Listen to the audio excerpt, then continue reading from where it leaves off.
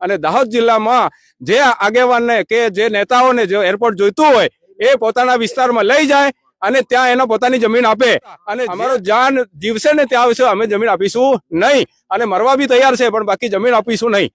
School, સારી સ્કૂલો, સારી કોલેજો, રોડ, રસ્તા, પાણી ની સુવિધાઓની જરૂર છે. એની જગ્યાએ એરપોર્ટ લાવે એમનાથી અમને આદિવાસીઓને સખત નુકસાન છે. એનાથી અમને કોઈ જ ફાયદો નથી. જો અહીંયા સ્કૂલ, કોલેજ, હોસ્પિટલો બનાવવામાં આવે તો અમે અમારી માલિકીની જમીન પણ આપવા માટે તૈયાર છીએ, પણ આ એરપોર્ટની અમને જરૂર નથી. તેમજ દાહોદ જિલ્લાના ઝાલોદ તાલુકાના ટાડાગોલા, છાયણ, શારદા અને ગુલતોરા આ 4 ગામોમાં એરપોર્ટ ઓથોરિટી દ્વારા સર્વે કરવા માટેની જે કામગીરી કરવામાં આવી હતી, પરંતુ સ્થાનિક ખેડૂતોએ વિરોધ દર્શાવ્યો હતો. તેમનું કહેવું છે કે અહીંયા અમારા ગામોમાં અમને એરપોર્ટ નથી જોઈતું. એકવાર અમે અમારી જમીનો, હાઈવે છે એક્સપ્રેસ કોરિડોર હાઈવે, આ express corridor highway Delhi Mumbai હાઈવેમાં તેમની જમીનો આપી દીધી છે, પરંતુ હવે હાઈવે